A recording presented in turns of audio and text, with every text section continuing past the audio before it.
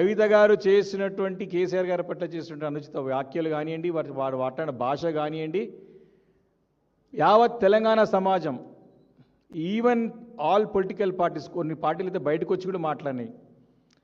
ప్రజలు చీత్కరించుకుంటున్నారు, కవిత గారి భాష పట్ల అసహించుకుంటున్నారు. ఇంకోటి ఏంటంటే యాజ్ ఎ హోల్ కవిత గారికి క్రెడిబిలిటీ అనేది లేదు.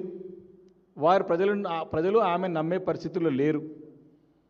వాళ్ళు ఏదో కేసీఆర్ గారు అంటే ఏదో నన్ను చూస్తారు, నన్ను గమనిస్తారు, నన్ను గుర్తుపడతారు, నన్ను రికగ్నైజ్ చేస్తారు అనుకుంటుంది తప్ప వాస్తవానికి మొన్న మాట్లాడిన భాషకి అంతో ఇంతున్నటువంటి తమకున్న ఏ విలువను కూడా కోల్పోయినారు. కాబట్టి మేము ఎప్పుడు కూడా ఆమెను పెద్ద కన్సిడరేషన్లు తీసుకుంటలేదు, పెద్ద ఆమె చేస్తుంది అనుకుంటలేము.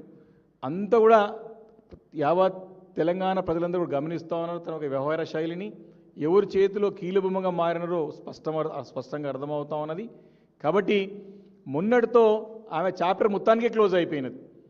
ఇది అక్రాస్ ద పార్టీ లైన్స్. మేమేదో బీఆర్ఎస్ పార్టీ మేము కాదు, ఈరోజు కాంగ్రెస్ పార్టీ చెందినటువంటి శాసనసభ్యులు ఒకరిద్దరు మాట్లాడడం చూసినాం.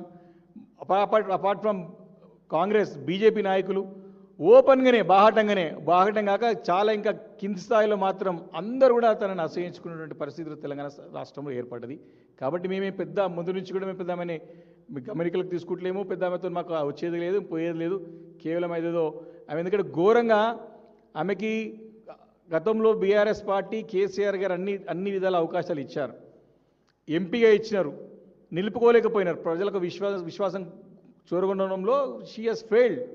ఎంపీగా ఘోరంగా విఫలమైంది, ఓడిపోయినది. తర్వాత ఆమెకు ఎమ్మెల్సీ అవకాశం ఇచ్చినారు.